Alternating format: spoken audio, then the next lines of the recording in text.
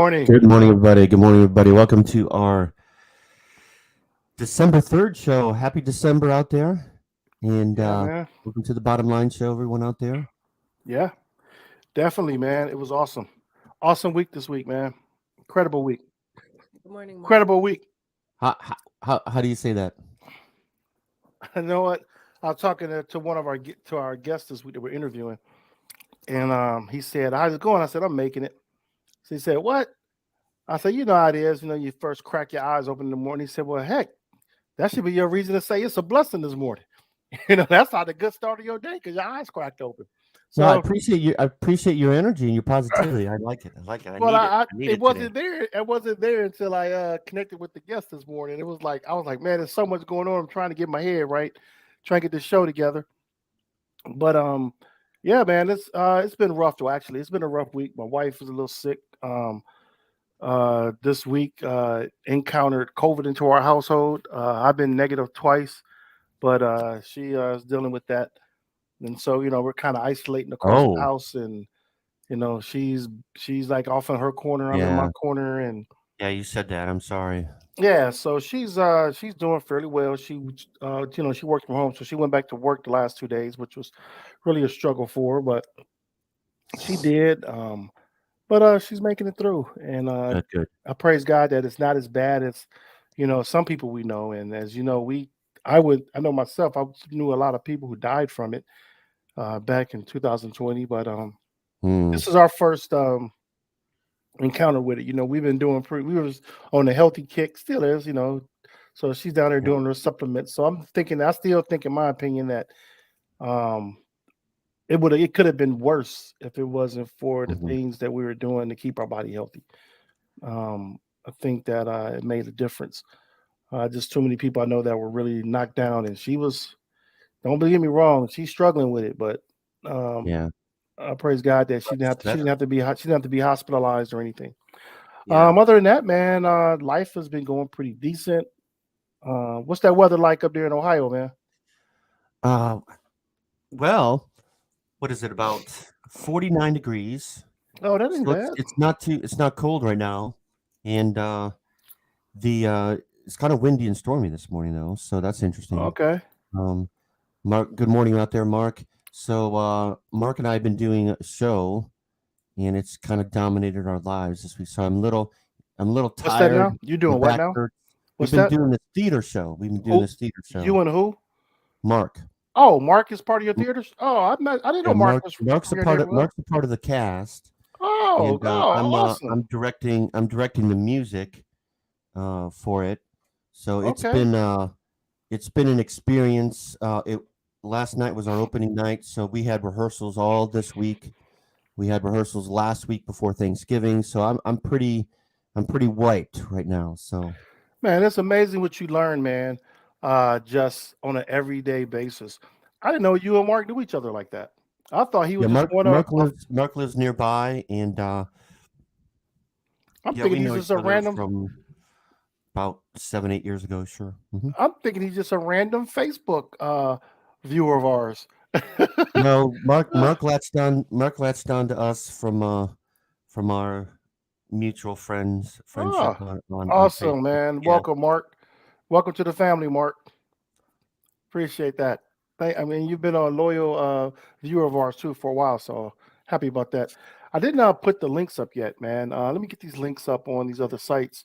Um, I'm excited for our guest this morning to hear from him. So yeah, he's waiting patiently there. Welcome Bria to this morning Hi, yeah, and Terry. everyone out there. So there's been some interesting kind of incendiary stories that hit this week. yeah, Jerry Jones, for one. yeah. There was a picture of him back from in the 50s when Hmm. he was a teenager at a school. It was a school segregation uh, Protest, sort of. incident, Yeah, they right? were. Where, Yeah, they where were just basically. black students were showing up for school, right? Well, that was during the time of Little Rock Nine in Arkansas, because you had the North, and that was actually not the main high school where the Little Rock Nine the incident happened. It was actually that was I think it was Central High School where that happened. This was south, I think, south side of Arkansas or something like that. Can't remember. I know it's across the Yeah. tracks, So but Jerry anyway, Jones grew up in Arkansas, and there was a picture of him, and when his school was apparently desegregated, people have been making a big deal about that. We've yet to hear from Jerry Jones about that. no, we have. We There's an have? interview. Yeah, Yeah. there's an interview with him. Jerry Jones. The Okay, I'm sorry. first interview. Well, we could talk about it. Go ahead and do the, go do it. Go ahead and do the There's no. rundown of events. We have Go ahead. Warnock and Walker have been Yeah. making the news lately. That's the big Yeah. thing in politics this week. We have the runoff election happening in Georgia, as many of you know. So that will be interesting to see. And then finally, Kanye has made the news yet again. There was a bizarre interview with him on Alex Jones, saying how he likes Nazis. Yeah. So that, a lot to dissect there. Yeah. And hey, it is what it is with him. That's why I just limit my conversation about Kanye. I think it's worth talking about. Huh? I What's think that? it's worth. I think it's worth talking Oh, about. no, it's definitely for worth sure. talking about. But I'm not. Like we were talking earlier, he's not. I think we should talk about that. He's not the threat. He's not the threat that some people make it out to be. And if he was, they wouldn't keep showing him. I think he's a threat to other Black people who decide to speak knowledgeably about the subjects that he's speaking on. Yeah. Because then as soon as someone says something about it and they are knowledgeable on it, they're automatically canceled based off of what Kanye has already said. Even if let me ask you guys this question, because you actually watched that this week, didn't you, Bria? I did not watch it. I chose not to watch it. I saw a little piece of it. When he brought out his little net puppet. And this is the Amazon special, the Hebrews to Negroes thing. Which right? one is that? Which one? What's that? Is that what we're talking about? No. You're talking about Kanye. Yeah, but he's made that an issue. Yeah, so that's what he's talking about. I did not watch I didn't watch the interview because I'm just so sick of it. I'm sick of him basically just crying out for attention in the worst ways. Like there's no way. I did hear him say like he basically don't hate the Nazis. Everything they did wasn't wrong. And it's just like, what? Yeah, I mean, yeah, Leanne. I mean, 4 hours. Whenever you bring up Nazis and Hitler, it's just not going to go well. It's just not. And I can't believe, Leanne, I give you credit for staying with it for 2 hours. Wow. Yeah, I wouldn't even give him that much attention.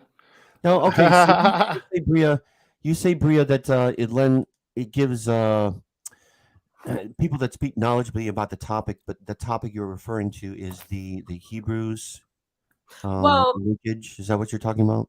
Anything Kanye says. So I think the world would have been more open to even looking at the video or the movie that Kyrie put out there, or would have been open to trying to interpret what he was trying to say more if Kanye just the week before hadn't gone through his situation with DEFCON 3 on Jews. You know what I mean? It's kind of like, because we're Black people, when one of us does something, especially when like someone is famous and well known, when they do something and they're tight niched into like the Black community, when they do something that's disgraceful, it puts a target on everyone's back. And so that shouldn't happen either. That's not even. Well, that's just the reality of crazy. It's crazy of it. Oh, that's just the reality. We are all. Yeah, every other race has and each individual has their own identity, has their own family. They're an individual. If you come here from a different country, you're not grouped in with all the rest of the people that come from your country. Kind of just grouped in with your family. You're considered an immigrant, yes, but Black people, I mean, we're born here. We're not immigrants. We were brought here against our own will. We are actually, we're born Americans. Yet our people are constantly grouped together, stereotyped and everything. And every time someone does something that is disgraceful, unfortunately, we all suffer from it. It's just the reality of it. We can't use it as an excuse anymore. Yeah. We kind of have to just kind of, what can we do? You got to get around it somehow. Well, the one thing is to speak out and to speak your perspective on things to show that, like I say, we're not a monolith. Like we all have our way of thinking, our own thoughts. But the other thing about it, Obama made a good point about and I do have the interview with him and about talking about Warnock, but I mean Walker. But the thing he said about Kanye was like, how everyone has that crazy uncle in the family. He Mhm. says something off the wall. You're like, you care about him, you care about the person, but you don't take him seriously. And the same thing with Herschel Walker. He said, you say these things, you're like, we love him, but you're not gonna give him a job with any type of responsibility. So it's like you don't take you care about them like Kanye.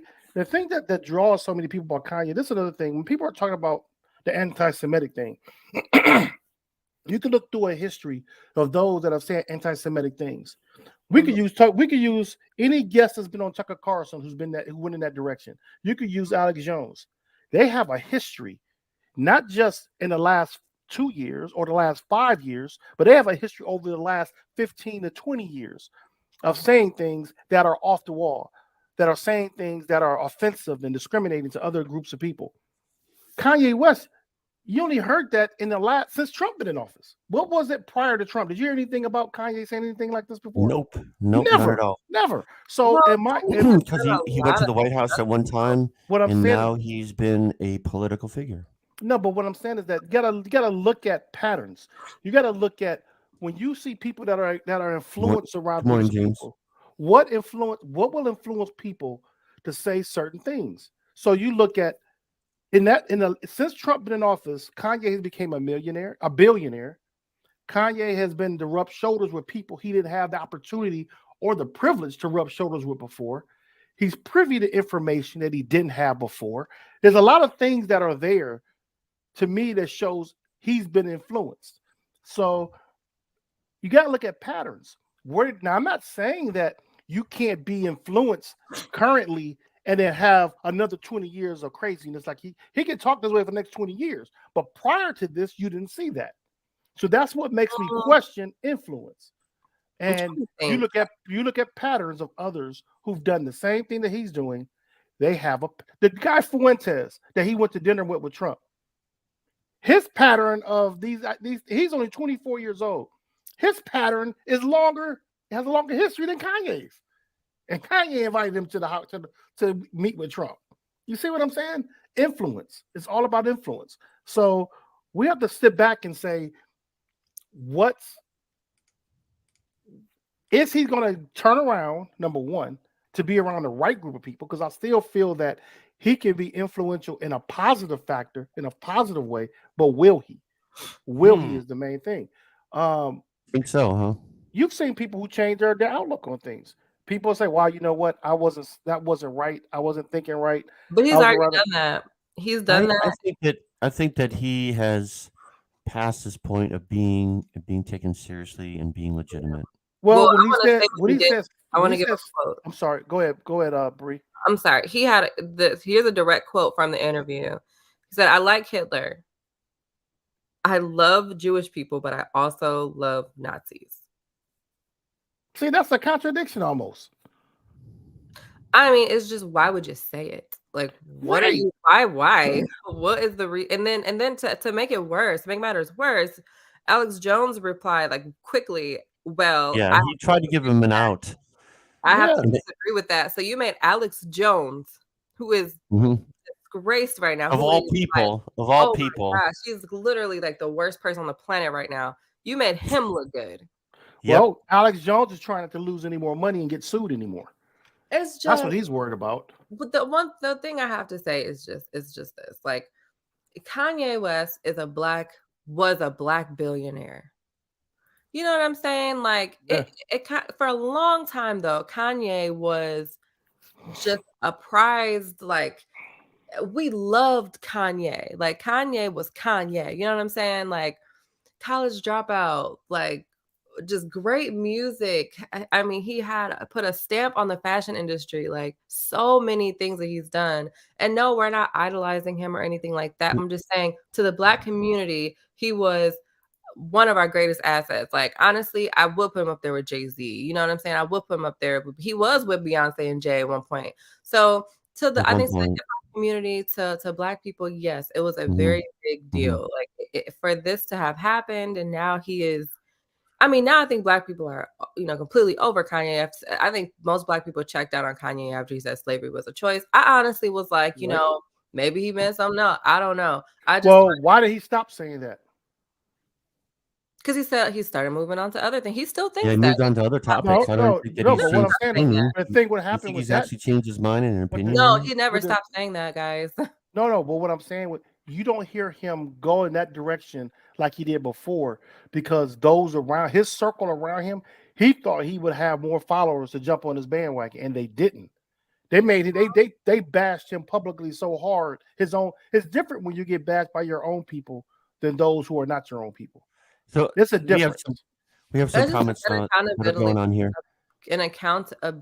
thing, I believe. I feel Yeah. as though for so like people, I literally saw this week in the comments. I wish Black people this is a comment I saw. I said I wish Black people rallied around and held each other accountable like Jewish people do. Yeah, I agree. Like everyone was like, well, why is he getting canceled? Why is this? Why is that he's losing all his endorsements? And I'm like, because them Jewish people Mhm, don't play mhm. about their people. Like they don't play like that. I wish Black people Well, be able and to. also, and again, that's another argument that we had when Dave Chappelle mentioned about Jewish people in the entertainment industry, right? Everybody said, "Oh, that's anti-Semitic." But I put a list together. This was on Prim last week. I put a list together of some of the major networks, and I'm in broadcasting. I went to school for broadcasting. I graduated in broadcasting. I've been on radio. Mhm. I've done TV, all that. When you control, when you can control when you have power of the media, you control the narrative. And I will use the example with the Kyrie Irving thing. When that tweet went out, the networks, we mentioned this, the networks were more concerned about what he tweeted and who was offended than the content of what was in the tweet. Mhm. That Of course, right, that right there, they want you to take of course they away. were. Of What I'm course they were. saying is they want to take away the power of you doing more research and want you to focus on why it was wrong to put it up there. That's their focus. So when I get back to when you look at the power of that media, what they can do, they can go and they control it. So Mhm, mhm. I went through the Redstone family. The Redstone family bought up all these stations. They own NBC. They own they even own BET.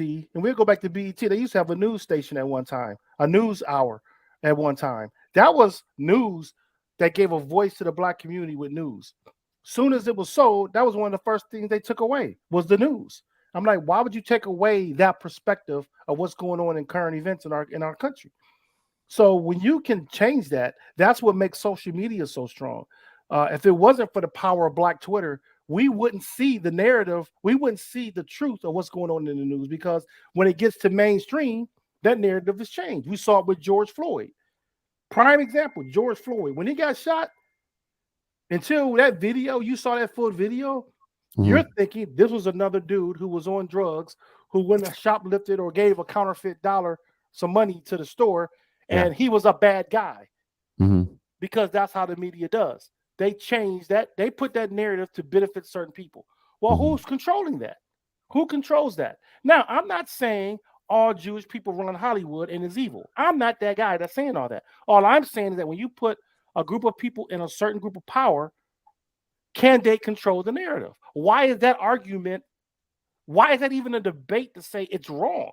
That's a that's a perspective. You can say, well, okay, I can see that happening. That's not saying it's all true, but you can see that happening. And we see the same thing now. Now, are they going to use this narrative with Kanye West as a money making tool? The media, because that's what's happening. Because they're showing it on all these broadcasts what he said about with Hitler. If he was that big of a threat, he wouldn't be on mainstream TV. They'll cut him right out. I'm sorry to go on that tangent, but it's like No, it's great. that's the thing about the media that is so screwed up because something can happen and you broadcast. That's what made Twitter so big. Because all you do was hashtag Black Twitter, and you threw whatever the issue was up, and you saw the truth before the news can change it. And if you notice over the last 5 years, where did the news get their news from? Twitter, because Yep. that was a firsthand experience Yep. from eyewitnesses. That might change now. That might Well, change. yeah, exactly, and that's the threat. And people are complaining, but there was a whole article about it this week that people are upset because the way Elon Musk is doing things, you can filter things, you can block things, he can control the algorithms, everything.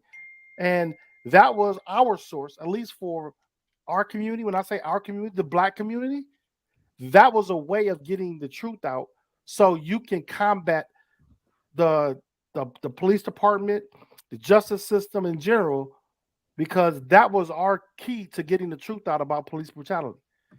And it has blown up since then. People can't stand a Black person with a cell phone doing this issue of racial discrimination. That is a threat because you're going to get caught. By the way, I'm wearing my Cavs hat. Go Cavs. I see. Yeah, I see that. I see that. I see that. Well, we have a guest that is here, so maybe we'll come back to this. I didn't mean to get on to a tangent. I'm sorry. But My that fault. was some good. That was some good stuff. Kanye tends to do that in the media. It's very frustrating. And waiting for him to come back. Like he's not. Oh, there you go. You ready to bring him up now? Hey, Diarrhea, I'm about to bring you up. Talk a little bit to you about what's going on with you and Love Sync. You ready? I don't see you on camera. Hold on 1 second.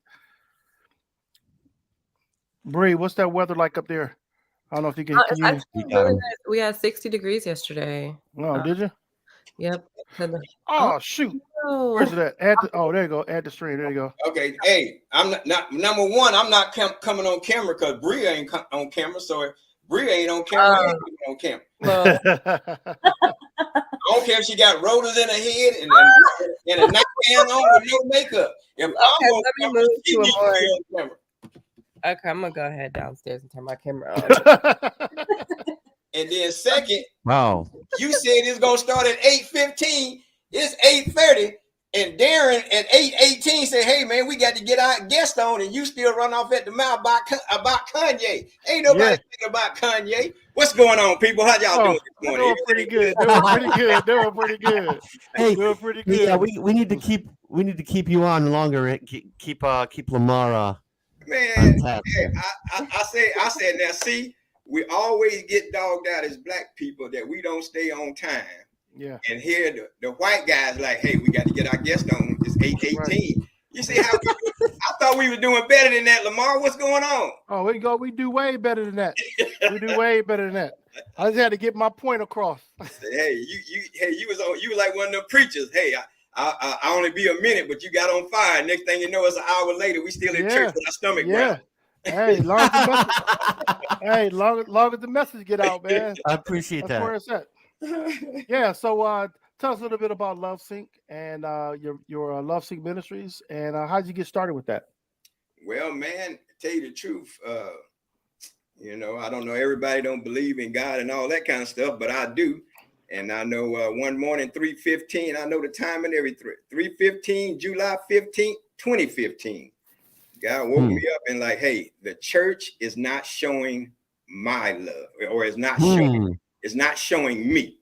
Right. Everybody's giving lip service, and every church got a revolving door. You can't keep anybody. People sleeping with people. Everything's going on in the church that's going on the outside of the church. Mm-hmm. So God was just showing me that they're not showing me. That's why it is the way it is. And then he gave me the scripture of 1 John 4:8. He that loveth not, knoweth not God, for God is love. And that night and that scripture just changed my whole way of operating when it comes to God. And so that's why I call it Love Sync Ministries, to sync us up back with God, back with love. And if we get that love, and like chapter 1 Corinthians 13, everybody call it the love chapter. Well, I call it the love walk. When it starts from verse 4 all the way down to what love is. Like, love is patient, love is kind, love is not selfish, the whole thing, all the way down to love never fails.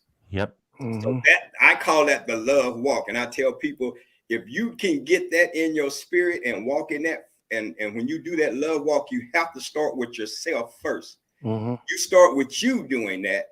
Do you have patience to work out all your issues and what's going on? Mm-hmm. Like Bree worked out all her issues. So Bree. now she's on camera. So she good to go now. So yeah, but just walk that love walk with yourself. Get yourself full of God, aka love. Then that way you can show love. You can't tell me that you can show somebody love and then you don't have it yourself. You know what I'm saying? So from that point on, everything I do is, been, and like you said, I heard you speaking earlier about, when we did the ministries and stuff, and then, we didn't do church. We just did a meeting. Mm-hmm. So what we would do, we would just invite people through Facebook, whatever, email, blast, the whole nine. And then we just like, you just come. Don't worry about how you dress, how you look. You come, we gonna feed you. And I always had 3 speakers and somebody that, like either do poetry or song or whatever at the end. And that's the way we did it. And then also, we didn't take up offerings or donations, we end up giving out like $50, $75 gift cards throughout the meeting. So what we want to show is God. Terrific. Yeah, God is love. God don't need nothing from you. You see what I'm saying? Right. God don't need nothing from you but you. So that's why we did what we did, that in that form.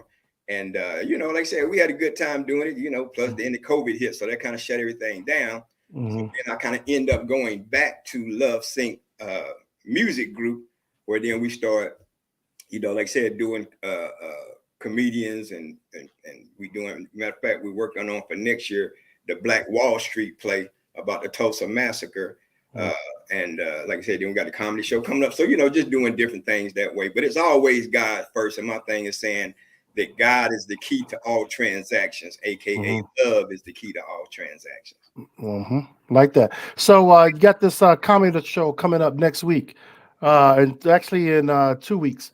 You want to talk a little bit about the comedy show? Of course, like I said, we're here in the Dallas area. And so, it's always something going in Dallas, Fort Worth and all that stuff. And then down there in Addison at the Improv, but all that's almost like 30 to 45 minutes away. So up here, this is called the 380 corridor, where you have Frisco, Little Elm, Prosper, Salina, McKinney, Denton, all on that 380. So I'm bringing everybody from 380 on that 380 corridor to invite them to come on out. So say, hey, it's right here. So now you might not have to drive no more than 15 minutes to get to the show. And, let's have some fun. Let's turn it out. Let's have a good time. Tell us a little bit about the artists that you're going to have, the comedians and the singers you're going to have on your show there. Okay. So now the first young lady, Miss Mary Boyce, she used to write for the Tom Joyner Morning Show. Okay. So she had been with Tom Joyner Morning Show basically almost since it started. So she was like the head writer on there. Cool. And my man Hurley, we call him the soldier of comedy. He's been in the military for 20 years. He was a drill sergeant. So he comes from that aspect. Kelly Wick and John Lewis, I've been knowing those guys, man, and doing different shows here and there. And like I said, when I did my ministry, like I said, I had entertainment. They would come out and do some sets for me. But I've been knowing those guys for a long time. And now Miss Erica. So, I know some of y'all not as old as me, but, back in the day, you had Albertina Walker and Dottie Peoples and Shirley Caesar, right, and all these gospel artists, where she's only 23, getting ready to graduate college. And she's going to be in that new wave of gospel artists, female artists. And she got a good sound. It's fresh, it's new, it's on point. So she's going to come out there and turn it out for us. Okay. Sounds good, man. I'm looking forward to it. I'm definitely partnering up with you. I'm doing the sound for that event, sound and lighting. So I'm excited about it myself. It's an opportunity. That's in 2 weeks. 2 weeks from today in Dallas area. Yes. Doors open at 7. Show starts at 7:30. Lots of special guests there. Looks great. Yeah, we're gonna have some fun, man. We're gonna have a good time. We're gonna turn it out. And real quick before y'all run me off out of here. No. I want to talk about that Jerry Jones thing because when it first came out and they showed the picture, I was like, man, this is just so ridiculous. Because I told my wife, my background is my dad was in the military. I also joined the military later, but I was in the military. So back in the 60s up to the 70s, I've been first place we were stationed was in Germany. So so I've been around different people all my life, different ethnicity, everything, different races. So when we moved here to Fort Worth back in the 70s, and I had just found out that they started busing some of the black kids to Everman. So Everman was all white. And so what was so funny about it, because I lived out at Hallmark in the 70s in Fort Worth, and it was like an all-white neighborhood. So the bus came like 7 in the morning, man. I had to run the bus down because I was almost late. I jump on the bus, nothing but white kids. I'm the only black kid in there. Get to school, nothing but white kids. I like, good grief, am I going to be the only black guy in this school? And then like 10 minutes before the bell rang, here come like 10 buses of black people. So it was just crazy at that time. But what I want to do about that Jerry Jones picture, because I told my wife, I said, so somebody would have counted me as a racist, because I remember at a football game, there was a fight between one of our black friends and this big old white guy, cowboy. We used to call them goat ropers back in the day, big old dude. And so they got in a fight.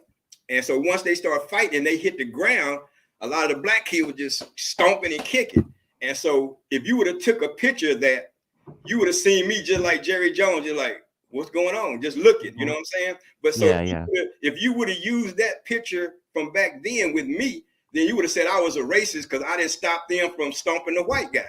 Well, man, I was just as shocked that everybody, but once they hit the ground, everybody was stomping. Like I said, I've been in the military system all my life. I've never seen nothing like that. That was my first time seeing anything like that. And I said, I was like 15 then, and I was like, wow. I said, so this is how they roll. But I was just telling her, but if somebody was there and took a picture, they would see me in the crowd just looking the same way. And then they would classify me a racist. You see what I'm saying? So so you know what the difference is with that, Darrell, where I push back on that is that since that even if you was in that picture and you was kicking that guy on the ground, say you were doing that, say you was one of the instigators, you have a track record from that day forward showing that you are not that guy. You are showing the world you are not that guy. You have, since I've known you, you've been doing things to unify people. You have been doing things to spread the word of God. You've been doing things to spread love. I've seen that walk. I didn't see you at 15, but I see you now. When we talk about Jerry Jones, if you remember, okay, I did it this way. Since that day of that picture, what did Jerry Jones say that he opposed racism? What has Jerry Jones done to show that he is not that guy that was aligned with those people in that picture? He had opportunity in 2 interviews. The first interview, he said, I was there because I was curious. For a 70-something-year-old man who was there, who know what racism was like in Arkansas, and all you can say is I was curious. So then he had another interview 2 days ago where he just reiterated the same thing. He had another opportunity to say, you know, I really don't agree with what happened back then. And if I look like I was in that situation, I wasn't, and I'm sorry if I look that way. I'm all about football and want to unify people. He could have said anything, but what is keeping him from saying that, in my opinion, was the whole Kaepernick situation. He showed his true colors then. He only kneeled when the NFL players pushed back on him. And he went out there one day and kneeled with his players. So the track record from 15, 14, whatever it was, to now is where you're being judged by. We're not saying Jerry's a racist. I'm not saying Jerry's a racist. And the one thing that people told me yesterday was on my case about was that he made millionaires out of many of black people.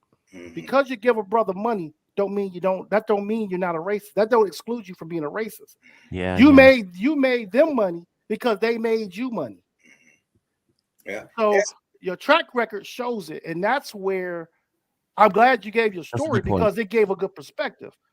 But also, you have a person sitting right here who's met you in person and can say, I know that's not you now.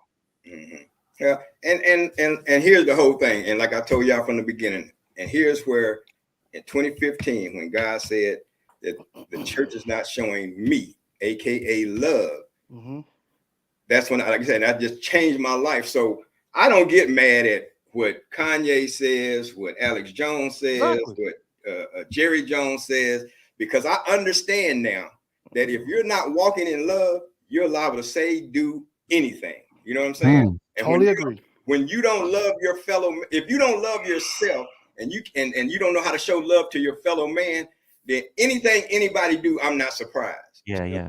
Agree. What- I I agree. have a question. Totally agree with you. Totally I have a agree. question. So just like Totally you agree. said, if Jerry and you got to say all these big people with all this money, they're not going to tell the truth because they're scared of making somebody mad. It's going to cost them money. They're about their money now. You know Yeah, that.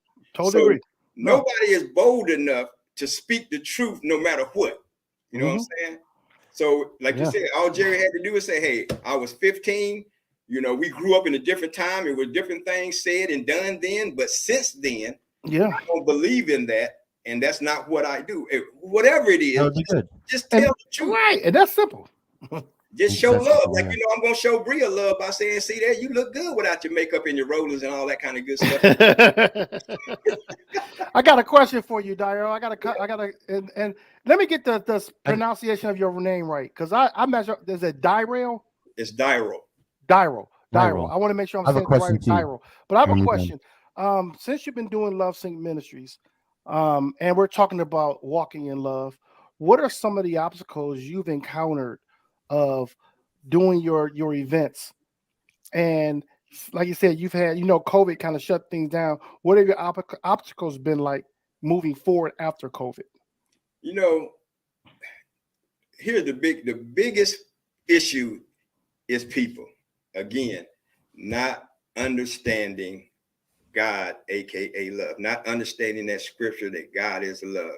Because the way we've been taught religion or whatever you want to call it, our mind can't grasp the concept that God truly loves you. You can't, they just can't get that. That's why I said, that's why everything goes on in church. People do everything because you really can't grab the concept that something that I can't see, feel, or touch is really in my life and loves me and wants the best for me, but I can't grasp that concept. So people are the hardest thing to deal with when it comes to that. You know, I've dealt with people and they're like, well, because like I said, because of what they grew up in and what they were taught, a lot of people, I remember I had a cousin one time, she didn't believe that she was going to go to heaven or she was saved because she wore pants.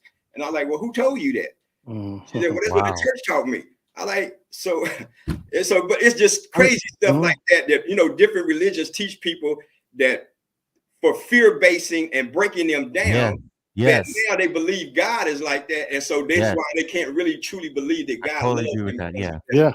No, absolutely. What are some other things that you saw from the church, from churches, that motivated you, that was not loving, that was not about love? You said that the church is not reflecting God. So. Okay, perfect example. I got all kind of good examples. Okay, I was at a night watch before the New Year's Eve thing. And so, I went up there for prayer and the guy was going down the line, laying hands on folks. Again, I'm not in this routine and playing this game. So I'm already praying before he gets to me anyway. So then by the time he gets to me and lay his hands on me, this dude is squeezing my temple, trying to push me down. Yeah, I've seen that before. I've seen that before. And then I was at a church again, like I said, they playing games. I was at a church before, and the pastor was praying, and he didn't. He was just tapping you, laying your hands. But like I said again, I was up front. I was already praying. So by the time I opened my eyes and looked up, everybody, about 15 people laid out, slain in the spirit. Supposedly, I'm the only one still standing. Right, yeah. Just playing stuff like that, man. And plus, like you said, it's always a thing. I had a show just like this, and I talked to different women and had women on, like maybe in their 40s on up, and they was talking about what goes on with them in the church. And then I had another set of women that were in their 20s. And they were saying what happened with them in the church. And the stuff that they was telling me, I was like blown away. I was like, what? This is happening in the church? And they were like, yeah. I was like, wow. So yeah, man, it's like I said, people don't truly believe that God loves them. That's why they just doing everything because, I don't know how many of y'all are married, but if you truly believe and love, if you truly believe that your spouse loves you and you love your spouse in that same way, there's nothing that y'all wouldn't do for each other. You know what I'm saying? Exactly. Because you love each other that much and you want to make sure that the other one like I said, because love is not selfish. So you're always looking out, like you said, you was taking care of your wife because she was sick this morning, da, da, da, da. So you're always looking out for the other person. Yeah. Long as you're always looking out for the other person, then when it says, the Lord is my shepherd, I shall not want, we're in your house, you're your shepherds. Yeah. So if you're looking out for one another, then there's nothing that anyone should lack. So should be no cheating and all that kind of stuff, because you're always meeting the other person's need. Yeah. Now, and that's how we should be as people. As long as we know that God got our back, then we don't have to worry about us and what we're going through. Know that God got it taken care of. So now I can go over to Bria and say, Bria, you got everything? Everything's cool. You all right? You need to talk. What we need to do for you. I don't have to worry about all my circumstances. As long as I'm showing what God has shown me towards Bria or Darren, then God got my back. And if I truly believe that, then I don't have to worry about, is my mortgage going to get paid? Am I going to be? I know God got me, and God is going to work it out. He's shown me that too many times. Yeah. If you don't believe me, I'll give you another quick testimony. In my house right now, me and my wife lost our job in the same week. She called me on Monday, said, hey, they let me go. I was like, hey, don't worry about it, baby. I got you covered.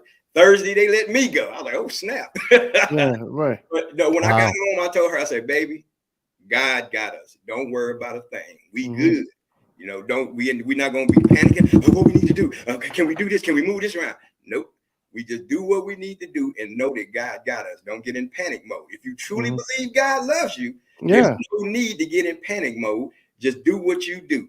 And I think we was out of work for matter of fact, if you go to my Love Sync Facebook page, go all the way down toward the bottom, you'll see where me and her were doing a podcast called Love Talk. And all during that time we were doing Love Talk, we was out of work. See what I'm saying? Yeah. Yeah, I think when I met you, I had just lost my job because I had moved here with a job I'm from Ohio. I moved here with a radio station job. Yeah. And they I think it was like a month. I was here 30 days. And then they let me go on just some craziness. I never got paid, and I was fussing about it. And they let me go. And the same attitude, I told my wife, I said, we got this, because she wanted like 3 months off before she go back to work. She just wanted a break from moving and take that break. And I said, we got this. And I got a job the next week. You know, she got her a job, but still they allowed her to take some time before she started work. So she still got her break. And it just shows you that God is there for you when you just say, I trust him. When you just throw it in his hands and let him carry you. And I've at the same time, I've watched myself go through different stages of my life where there's no way I could have got through it without God putting me through it, allowing me to go through it, but then he carried me through it. You know what I'm saying? And this is just me, because like I say, there's a lot of terms and stuff that we say or that we learn, like a learned behavior through Christianity. And the reason I don't like the word allowed, because if you say, like, my whole thing is God loves you. God is not, a lot of churches teach that, well, if you go through something, then that's God testing you, because that's the way that religion teaches that. Right. The thing is, if you have a child, like I said, I have a son and a daughter. I love them to death. Yeah. I wouldn't do anything to them to teach them a lesson. Right. I wouldn't. If I see them go play in the street, I wouldn't allow them to play in the street, because I love them and I know what happens if you play in the street and there's cars. So I wouldn't allow that to happen. Right. I love my children so much. So God doesn't allow us to go through bad things because that's what he wants us to go through, to teach to learn a lesson. We go through bad things because we're living here on this earth and things are going to happen, period. But he carries you through those bad things. But the thing is, like I said, you got that word and you understand that love for you, and you use that to get you through everything. So I agree. And I think when I use the word allow, I lose that in a sense of saying that, like I said, you go through things in life. When I say God allows you to go through things, during that process of going through things, your faith, if you are a true believer, your faith builds up as you're going through it. Your faith should already be there. Right. But when you get on the other side, you have that testimony to say, you can give those testimonies at every step of the way where he had your back. That's the allow part I'm saying, is that when we were out of work, I watched how our bills got paid. I watched how if we had not prepared before we moved, we wouldn't have had money ready to do what it needed to do because we prepared beforehand. Right. So And I look at all the little steps and that that's the show the thing. testimony. That's the thing. See, when you love, when you know that God loves you and you love yourself, you do the things that you're supposed to do to protect you because you love yourself that much. Exactly. So when you said you prepared for this, you see what I'm saying? Yeah. You prepared for this. You didn't sit around and say, okay, we're gonna move down there and God gonna make whatever happens. And then when you get down here, you stuff like Chuck and see that's not God. Right. Stuff like that is not God. Because like I said, God loves you enough that he wants you to be prepared for the move that you're gonna make wherever you're gonna move to. Mm-hmm. And again, we just use a lot of crazy sayings and stuff, but it's all good. Miss Bree, what's going on? You ain't saying a word. I'm running the page. I'm running the Yeah, you were doing a lot of talking when y'all were talking about Kanye, and you was on the page. You was doing double duty then. Now all of a sudden you quiet. Sharing the links and making sure I share the interview on Facebook. That's all. Okay. Got a question for you. I love this. This has been a great interview. I'm totally synced in here. Got a question for you. Would you mind putting in the comments there your contact information so people can reach out to you?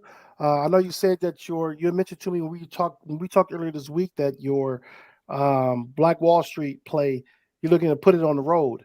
So put your contact information out so that people can get in contact with you because they may want to bring some of your productions to their communities, to their towns. Okay. So I get your email address, your name of your company, your phone number, you just put it right in the contacts and they can reach out to you.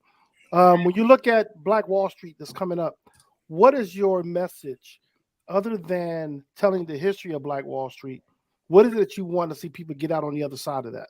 Well, now here's my thing about that, because it's a whole nother issue, but the black and white thing, I don't like that. Tell you the truth.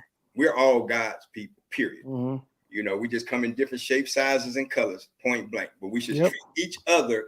And like I tell people, and I'm gonna get back to it, but like I tell people, I don't care. You show people God, aka love, on a daily basis, whether they consider themselves Christian, Mormon, Muslim, gay, straight, trans. You still show people love because they still children of God. They just trying to find their way. So my thing is not to jump on you about who you are, and what you believe, but just to show you God, to let you know that God loves you regardless. So you have to come to that realization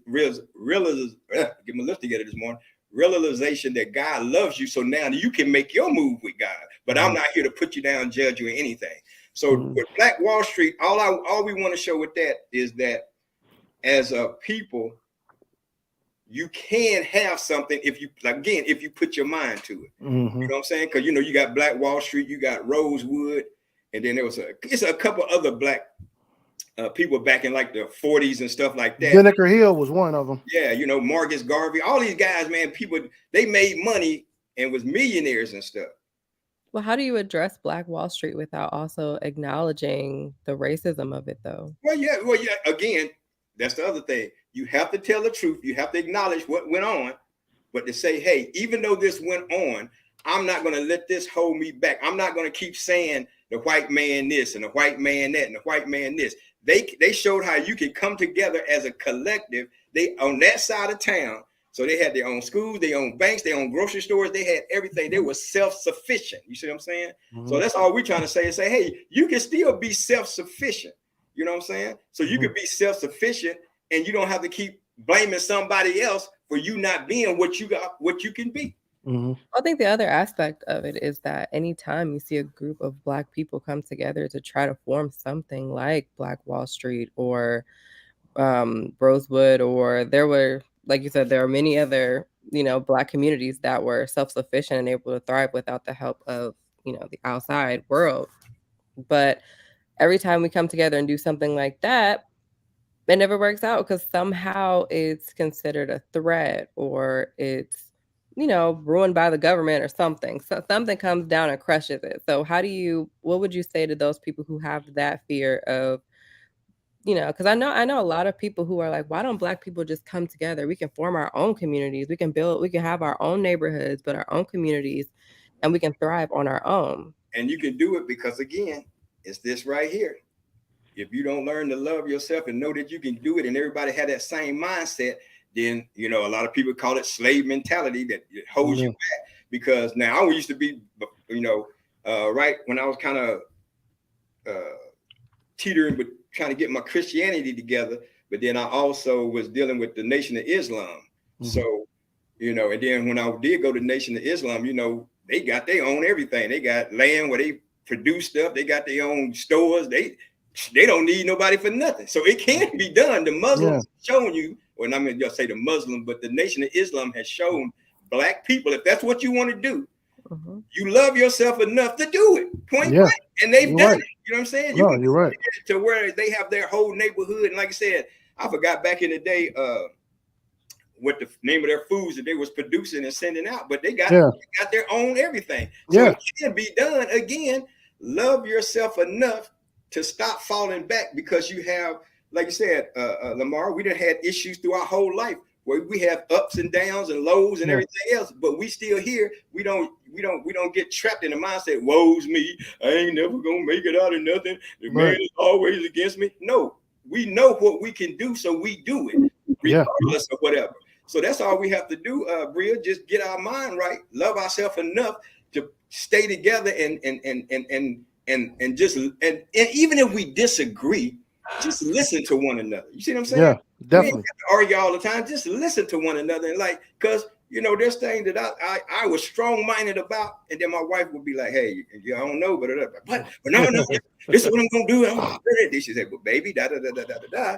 And then the next day after I sleep on it, I'd be like, something, you were right. And so I'm saying we just have to listen to one another. It ain't got to be our way or the highway. Just listen, and we can, like I said, we can move this thing forward. Yeah. One of the things that what you're saying about that, almost that the lack of unity is actually there's a research done for that that's called slavery post-traumatic stress syndrome. It's a post-traumatic stress through just over history of genetics through families from slavery. And until, like you said, you get the mindset of wanting to work together. But the thing about it is that even during that time, it was almost division within each other in our own community. Back in that time, there was that division. And so when you came out of that slavery mentality, out of slavery, there was still that division. So then you come through the civil rights movement. Even during the civil rights movement, which was a good thing for our nation, you had even Black people that was against the civil rights movement, because they were thinking that their fear was, you're going to bring harm to my family if we move forward. Even during slavery, if you was the one that wanted to run, they had that one that say, I want to stay back, because he was fearful that harm is going to come to my family if you run. Right. So we still have that situation today. Even in politics, you watch it. When you want to do one thing, there's a group that says, no, don't do that, because they're looking at the repercussions of that unity.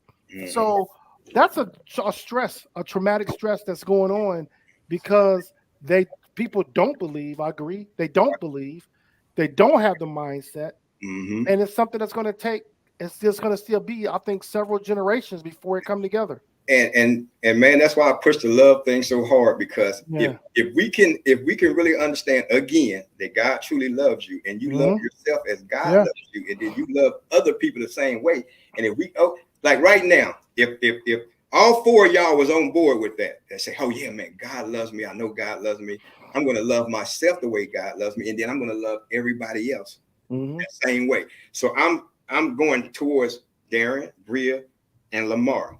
So now, if you guys feel the same way, even though seemingly I put that out towards you guys, now I got 3 times of it coming back to me from you 3. Yeah, you know what I'm saying? That spreads out.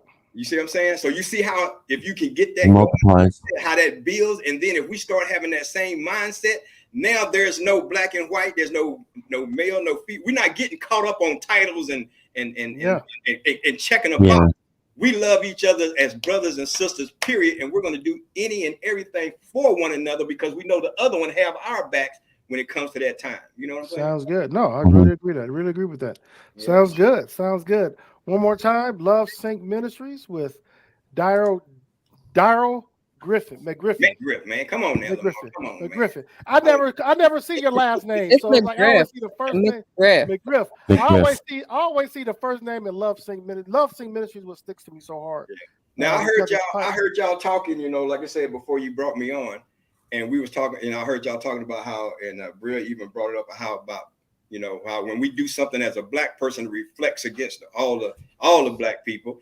So I wanted to ask Darren, who speaks for all the white people when something with you guys? Who speaks for all y'all?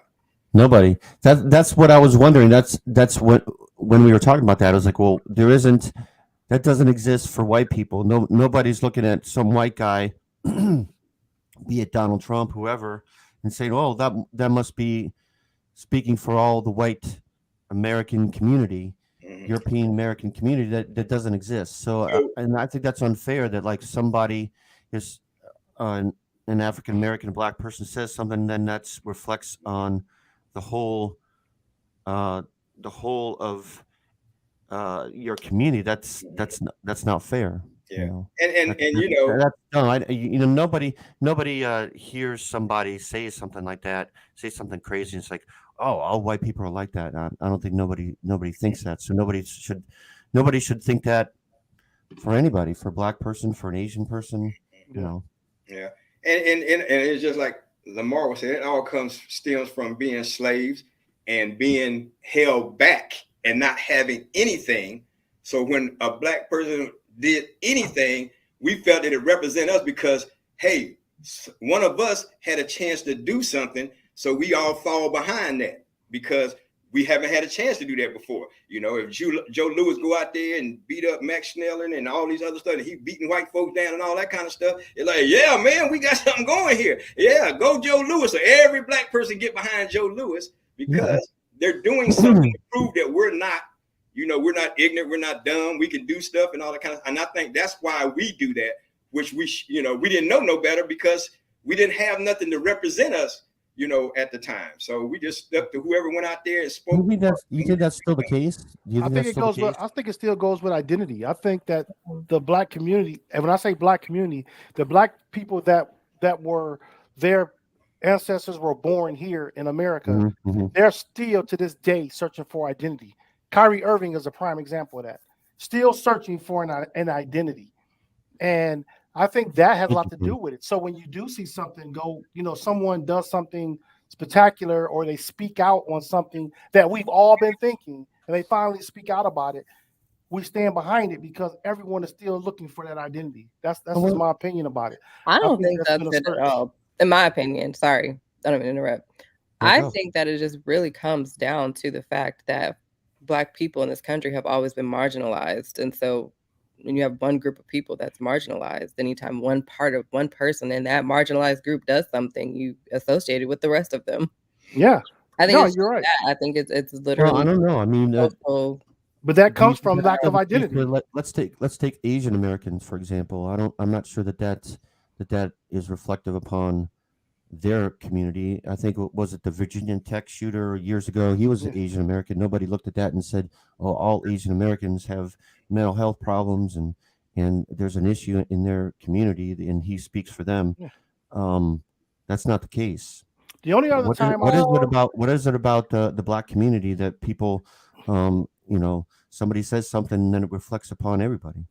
Well, you have Black people in this country that have been marginalized for hundreds of years. Okay. You have the entire country believing that Black people are inherently violent and they are, or they're broke, or they're irresponsible with money, or they can't be trusted, or the list goes on and on and on. And then you have, with those stereotypes, they're not just something that popped up over the last 50 years. It was how white people persuaded the rest of the country to think slavery was a good idea.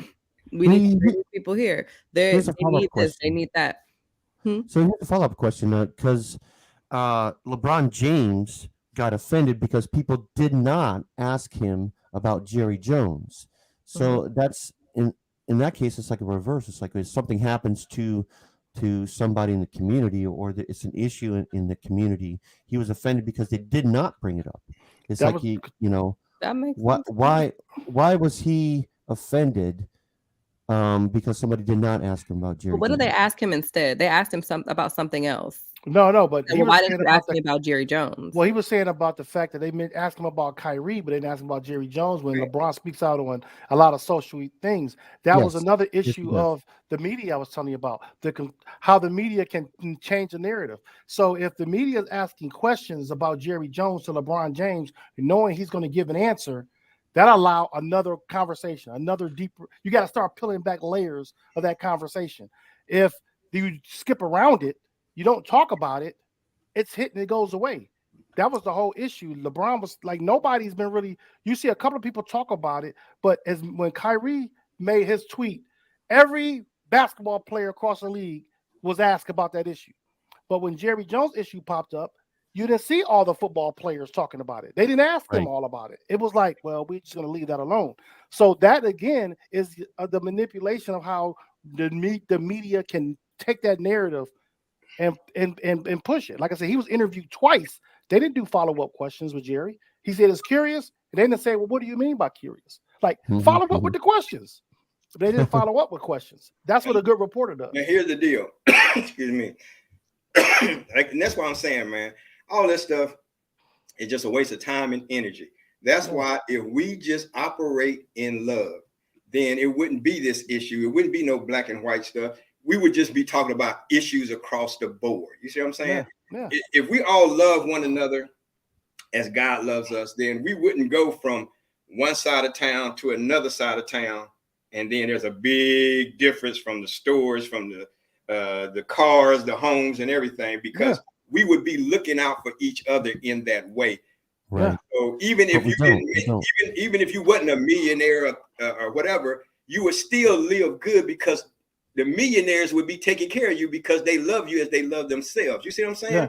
Grocery stores are like, that's how grocery stores should be in the communities. You know, you shouldn't, like you're saying, about every community should be similar in the resources. If you go from one community to the next, you shouldn't be lacking in groceries. You shouldn't be lacking in water. You shouldn't be lacking in the services that are needed just to live every day. I agree. If that love exists, that love does exist. We just have to push out that love. We have to, like you say, if you love yourself first, which I think a lot of people don't love themselves first. I just think they don't. They say they do, but I don't think people truly love themselves because it's the action you show to others show that you don't love yourself. It's evident. Bria say, go ahead, Bria. I see you. Go ahead. Don't hurt yourself now. Don't hurt yourself. No, I'm saying I think that is amazing. I would love for that to be the reality across the board. I would love for all Americans to throw aside differences and deal in love only. And that would be a perfect situation. It would be, because at the end of the day, we're all human, right? We're all human. We bleed the same color. My thing is, we live in a capitalistic society. Like that capitalism is always going to be king. It's in this country. I mean, it's capitalism is going to be that, and that's what's going to keep rich people from opening up their pockets to help. I mean, there's so much money in this country, there should not be one homeless person, right? And the other thing is, along with that, is a lot of times I love to just deal in reality, because it keeps dealing in reality keeps me from being hurt by it. Okay, so the truth is there ever gonna be enough love to go around? Is my love, if all of our love is multiplied over and over again, is that still going to be enough love to end the violence, to end the hunger, to end the needs? Like, is that enough? And if so, how do we get there? Right now, I deal in reality where the facts are the facts. Right. Unfortunately, Black people are still marginalized. Like I said, we can't use that as an excuse. We need to understand what our strengths are, what our weaknesses are, and we need to use those to excel ourselves. Okay, we can't rely on anyone else to excel ourselves or accelerate in life if we don't do it ourselves. Like, there's no one, there's no lifeboat coming to save Black people. You know, Black people need to push ourselves forward, and to do that, we need to come together to do that, we need to be a unit. And even though we are marginalized and one reflects all, we understand that that's the reality. So why don't we reflect well upon each other? Like, why is that so hard? So the love thing, if there's a way for us to multiply our love so much that it is going to better uplift everyone as a nation, how do we get there? Hey, we just have to. Hey, you just have to keep pushing. You know what I'm saying? Yeah. I mean, whether it's you and Lamar and Darren, and then y'all keep doing it. And okay, perfect example with Love Sync. Even when we start that, you got to remember this concept of love. Like I always tell people, I say, well, there's God, the ultimate love, and then there's what people give lip service to, which is the definition of love, which is a strong feeling, affection, or emotion towards someone or something. But listen to what that says: a strong feeling, affection, or emotion towards one thing. So all that stuff is temporal. That's why somebody can punch you in the eye one minute and then turn around the next minute and say, oh, baby, you know I love you. You know I'm not like that. Then the next argument, they punch you in that same eye again. You see what I'm saying? That's that temporal love. God is forever love. That unconditional love. So if we can operate it in that, that's why I said earlier, I don't care what anybody say, what anybody do, or how they act. I even have to learn, no matter how people react towards me, even though I'm showing them love, because I understand, since you don't walk in love, like I said earlier, you're liable to say or do anything towards me, even though I didn't do anything to you. And I can't react to what you do. I have to constantly show you love, so that way when you walk away, and I'm sure you've been on the phone one time with somebody on customer service about something with your bank or whatever, or something they were supposed to take care of that they didn't, and you on the phone just, well, y'all should have did it. Y'all didn't do this. And why y'all didn't say it? And the person is saying, well, sir, I understand. Oh, yes, it's our fault. We'll go ahead and take that. But no. But then when you hang up the phone and you think about it, you're like, why did I act such a fool with that person, as nice as they were to me? You see what I'm saying? And that's what we have to start doing. We have to start operating with everybody like that. So that way, that's how we make changes. You know what I'm saying? So that's how the change is going to be made, by us sticking to our guns when it comes to walking that love walk, so we can start changing people. Because I've seen over the time we did the ministry from 2015 up to the pandemic, that people that came, and then they started bringing people saying, hey, this is my brother. We haven't been talking in years. I put this, I started loving myself. Now I can listen to my brother. We understand where we went wrong, and just different stories like that. So I know it works. You know what I'm saying? I know if God said it, then I know it works. And that's what we have to stick to. And we have to do that. And yes, it's going to be rough. It's going to be hard, because even I'm still, dealing with some things. Because like I said, I've been all my life. I'm getting ready to be 62 next month. So all my life up until 2015, I've been doing the temporal stuff, the emotion, feelings, and affection. So you think I'm going to get that true God just like that? No, it's still some mistakes I made that God had to check me and say, you was wrong when you just did that. I'm like, hey, yeah, my bad. So so you said you've been doing it since 2015. Give us an example or a story or something that was very impactful during your work with Love Sync Ministries, like something that, something that really stood out. Well, just like I said, because each year, we do the thing, and it's an anniversary, but I don't do that church anniversary. It was not a church, so I don't do a church anniversary. And I'm not a pastor, I'm just a minister, so I don't do no pastor anniversary. It's all about God. It ain't about me, and it's not about a building. It's about God, that spirit of love. So each year we just had we just say, hey, this is the anniversary of the ministry. And so, like I said, each year, we would just have people come up and say, well, just how you asked me, what have you learned? What has changed for you? And like I said, each year, 2 or 3 people would get up and say, like I said, how they made up with family members, how now they operate with their kids or with their spouse. And so just that right there, man, dude, man, sometimes, man, I'll be up there with tears in my eyes, because God is showing me that if you walk the way I say walk, and you show me to everybody, it's going to work itself out. Do y'all hear my dog barking in the background? No, I don't hear that. But I'm glad. And here's, and like you said, and here's what I hate about our government and Trump. I mean, you kind of always knew it, but Trump put that paperwork out there where they were showing all the millions of dollars that go to all these different countries to help them out. And I was looking at that list and I'm like, man, if they gave that, we wouldn't have any hunger problems, no water issues, no nothing. If all the millions of dollars that they were giving to all them other countries, they started here first and cleaned up America. If they did that with all that money they're giving all these other countries, man, please, boy, we be just campaign money alone would help with our homeless problem. Hey, just campaign money. And it's all the way. And here's the thing: it's all about the money. I was crazy enough. I think it was 2019, 2020. I put my paperwork in to run for president. And the first thing they want to know is where, you have to set up an account to start funneling money. And I'm like, but I don't want to funnel money. I just want to go out there and tell people what they need to do to be able to get out of their situations and stuff. I don't even want to charge to do that. I don't want money to do that. I want just to go to the city and let's go. You know what I'm saying? But now everything is about, we got what kind of money you haven't set up? Who all gonna be giving to that? I'm like, man, this ain't what it's about. So we got a lot of work to do, man. We got a lot of work to do. I totally agree.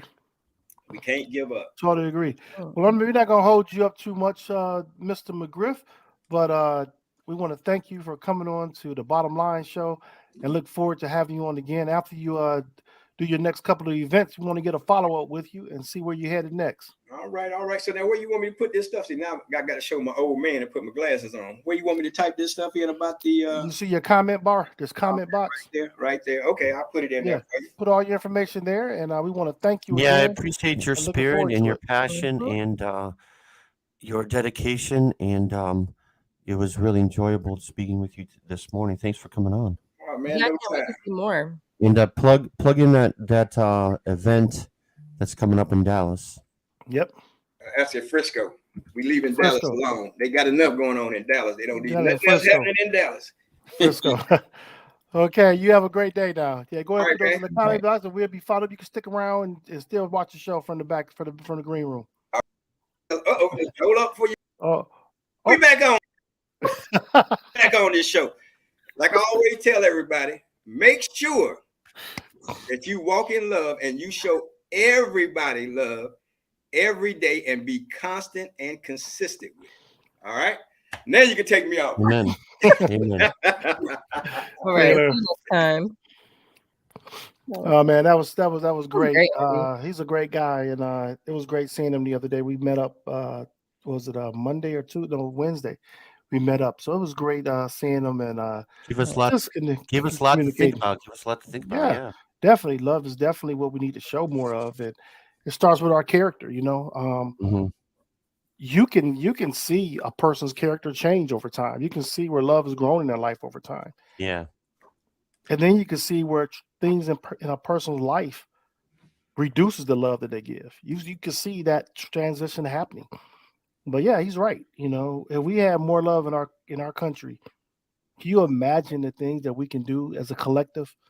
From resources to just making, lifting each other up, just the overall everyday stuff. It could be amazing. I think that's one thing about this show, which is good. Us three together, I think we do show a lot of love to one another, and we put this show together to put out this forum so we can communicate, so we can get on the same page, or we can have, at least some idea of having some common ground. And to me, that's an act of love, in my opinion, because you're reaching out saying, hey, I hope so. Let's talk. Let's have these conversations. You don't have to always agree, but common ground is is two mutual love from two mutual sides got to come together to find common ground. Yeah. But I do love how we disagree and agree on things. We're very, very loving and respectful about our different views.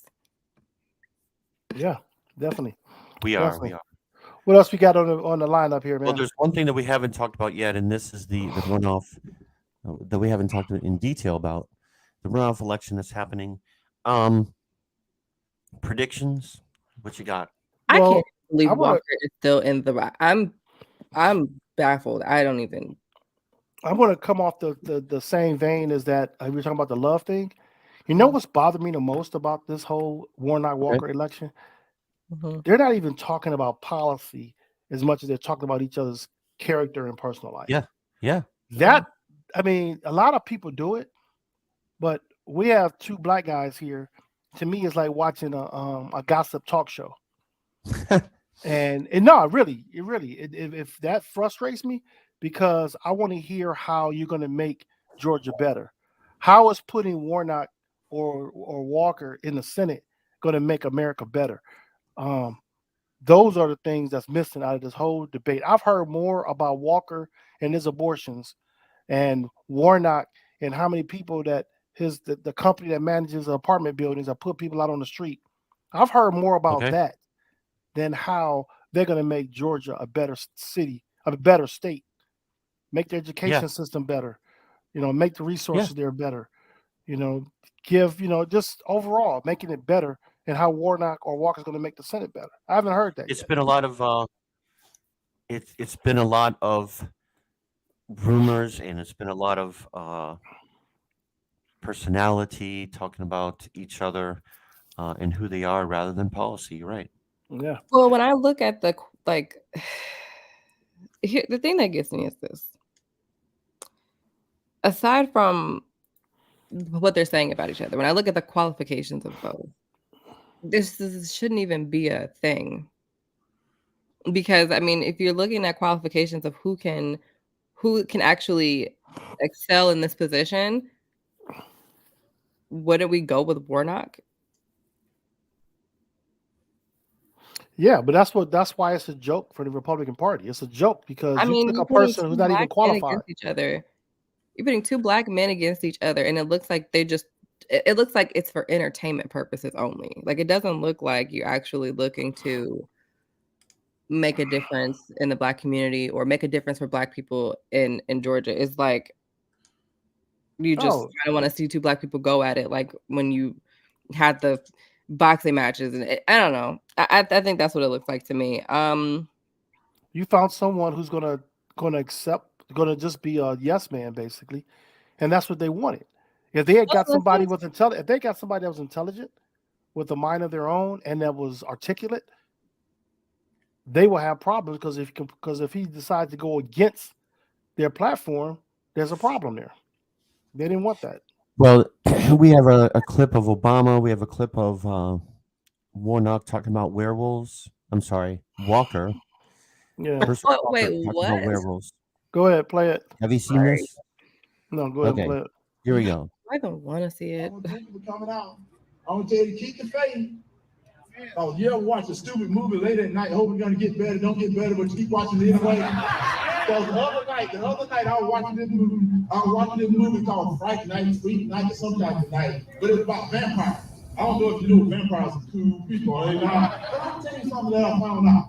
A werewolf can kill a vampire. Did you know that? I never knew that, so I don't want to be a vampire anymore. I want to be a werewolf. So I'm watching my TV. These kids watching their TV, vampire kill on their TV. So you know it's kind of stupid, but I'm still watching though. So they win this contest to bring this actor. Now y'all gotta stay with me.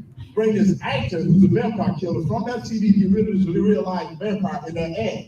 So this actor comes to their home. He got all the right stuff. Because you gotta have a stake, you gotta have a thing that kill him in the heart. And he got a necklace of garlic, so that worked. I don't know what it does, but it worked. You gotta have a cross, because it burned, I know that worked.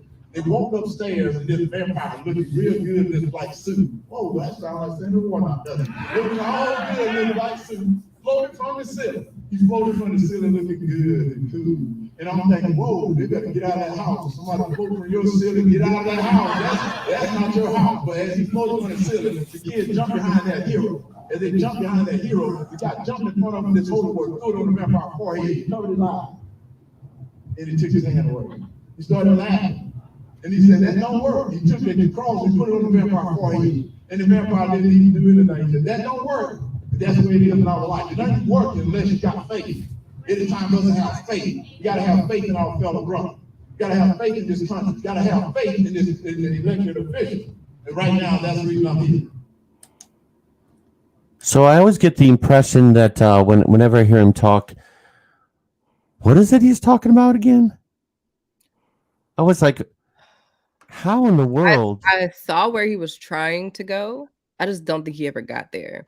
So Um, he was saying that Raphael Warnock is a vampire that he must and get rid of. George is the children that need Right. to stand behind their hero. That he needs to purge from the United States Senate, right? So he's a werewolf that's going to come in and get rid of this evil. Is that what he's going with? I don't know. I'm just so exhausted by this because here you have a Democratic candidate that is really qualified, who can really do the job, who can make a difference, and he's forced to go head to head with this clown, this joke that's being funded by the Republican Party. It's a game. The good news is that Warnock, according to the polls, is ahead by 3 to 4 points. Now But that's within why the is margin it of that error. all of them? but- I don't get it. This country is so frustrating. It's nauseating. Like when I If think you could, about if this, you could I get get Donald Trump in office, literally- you could get anybody in office. I get a physical headache when I think about this because it is like we already have a hard enough time being accountable. We already have a hard enough time as a people coming together, being united, right? And now we're splitting. Let me give you an example. You just mentioned earlier, we talked about how a black voice speaks for the whole black community. Remember we talked about that? Yes. He's Right? Okay. No, we talked about that, right? Mhm. So when you look at Warnock and Herschel Walker, who would you say from a perception standpoint speaks for the black community? I think Warnock.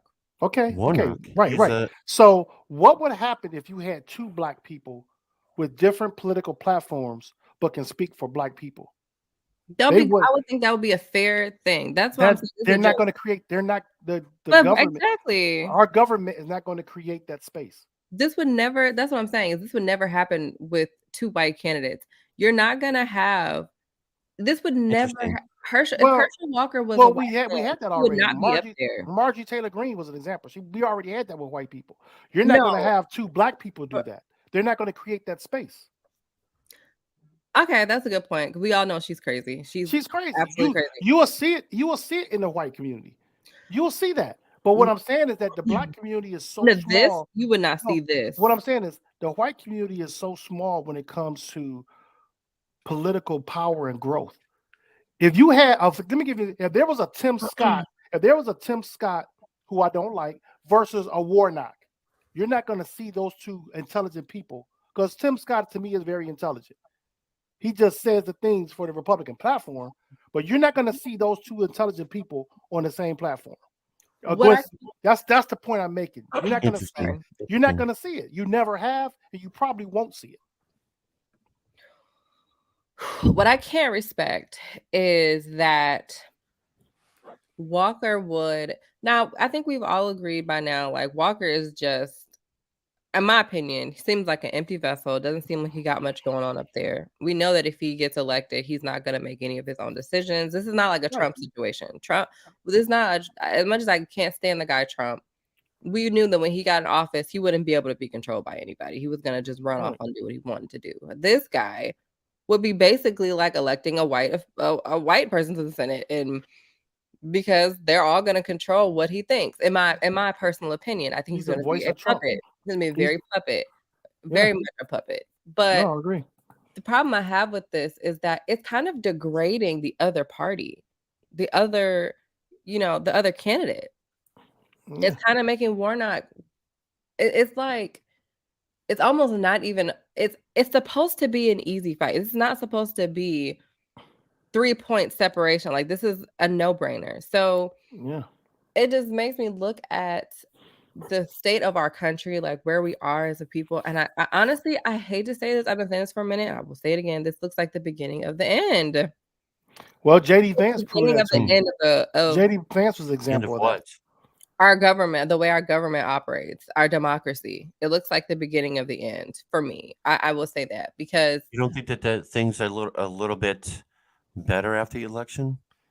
No, and when I say the beginning of the end, I think this is the start of a long road of our government crumbling and turning into something else. In my personal opinion, I don't know which direction it's going, but I do think the feel election like gave me hope, if anything. I don't. I think that I feel like Stacey Interesting. Abrams should have been governor. I don't think she should have lost. I think that when I say what I mean is our politics are becoming so toxic Yes, that's true. that it's no longer serving the best interest of the citizens of this country. It's all Well, based on I think that's been loyalty. true for decades, though. But now I think it's so bad that It's worse. It's definitely worse. think about it. Before Trump, right? At least people would cross party lines based on what they believe, based on what they want for this country. If Yeah. you're a Democrat and you have a Democratic candidate that half of his promises don't line up with what you want for our country, you're gonna vote for the candidate that's offering what you feel is gonna be best for America. Actually, it was before Trump. It was when Obama came into office. That's when you saw that really change hard. You saw that crossing party lines crumble, especially Oh, right. when When people voted, Mitch yeah. McConnell told you we're not going to agree, we're not going to approve any of his policies. You know, he told you, he let you know right now we're splitting party lines right here. He gave you the warning. Oh, He that's gave what you you the mean. warnings. Okay, He gave okay. I McConnell was gave you the very warning. young. I don't Yeah, remember. you were still in school, but Warnock. McConnell gave you the blueprint of what's going forward. He Yeah. split it with Obama. We will oppose everything that Obama tries to do, is what He said. said it. He said it. So right there, you set the layout of what politics is going to look like moving forward. That was the whole creation of Trump, was because of Obama. It was like a revenge thing, It like a was retaliation thing. exactly. You gave somebody so far out there a role of power because you despised the fact that Obama was president. But what I will Yep. say is Yep. during the Trump election is when we saw our values crumble, when we saw our standards for media crumble, when we saw all that you go to CNN or you go even if you're a Fox watcher, you go to Fox, you go to MSNBC, whatever, to break away from the nonsense of everything and kind of get a real view what's going on in politics, what are the issues we're facing right now. Now it's like reality TV. Every time it's nowhere to go to get any valuable information about our country. It's always a circus. It's always Purpose. a show. But none of this was happening before the Trump presidency. It was like the bar was lowered so much. There's no I just don't think you are watching it enough, because when I heard that people claim that, see, it was during Obama's presidency that he was being called the Antichrist. That Yeah, he was this and all this stuff, that he was the devil, and I remember that. that created this big push with the evangelical church, the evangelicals, that they were going to do whatever they can to push against this Obama thing. And then they went from there to talking about where he was born. It went from there to talking about his the whole birther thing. The all that created was a division. And that's when you saw media take sides. Media said, well, I have sponsors who believe in this way, so we're going to go this way because that's where our money's coming from. It's always going to revolve around money. But that's where the sides became. But that is so true, Mark. And when did countries start looking at us though like a joke? They saw it then. But do you think they shut borders to us during Trump administration? Right. Canada didn't want us. Okay, it didn't matter if we was a doctor that was we should have been Ben Carson back when he was separating. I give other countries a little bit more of credit. They know when they see a charlatan like Trump, and they understand when Biden was elected that saner minds were now in control of the House, and so that jokes about America. I think that it's not like other countries don't have their issues as well. There was a literal fascist elected in Italy. Bolsonaro in Brazil was almost elected again. There's and the British had what's his face, Boris, with the weird Boris Johnson. So there is charlatans everywhere. I just think that even with all the stuff that goes on in this country, I wasn't embarrassed to be an American. Do you know what I mean? Yeah, Trump brought embarrassment to the country. That I agree. Was embarrassed Right. I'll go back to the Bush He made administration. a mockery. There was reason to be embarrassed by what the the second Bush administration, Yeah. especially, was doing. Very much so. It was very embarrassing. Well, I was little, but I do remember it though. I mean, when you invade a country and you're waterboarding people, and you're saying that this war is because of weapons of mass destruction, when that's not really what it was about. So Imagine that. that's embarrassing, and that's wrong. We were wrong. Yeah. Yeah. Yeah. And they threw a shoe at Bush, if you remember. If you remember that press I do conference. remember. Yeah. But I don't remember it, but I saw it as an adult. I saw the And actually George W. Was that's review. kind of the start of it, wasn't it? When he was elected, and then you had late night TV begin to use that as material, and Yeah. that has lasted ever since, right? Saturday Night Live, their skits are now, Sarah Palin. The Yeah. whole bit Everything's politically related. are politically related stuff. Yeah. But that's the sad thing.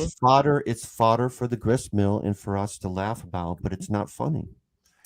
The sad thing is that it's kind of hard to tell. It's kind of hard to tell between Saturday Night Live, like an actual. For a minute there, it was Right. really hard to tell the difference between Saturday Night Live and because remember when this kind of like when Saturday Night Live started doing their political skits, right?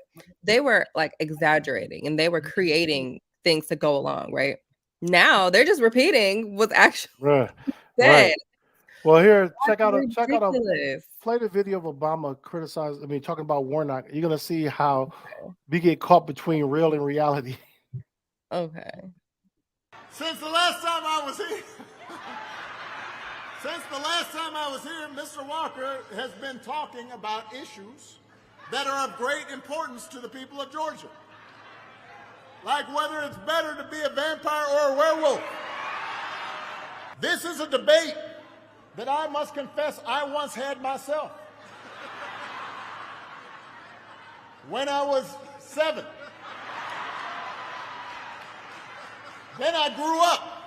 In case you're wondering, by the way, Mr. Walker decided he wanted to be a werewolf. Which is great.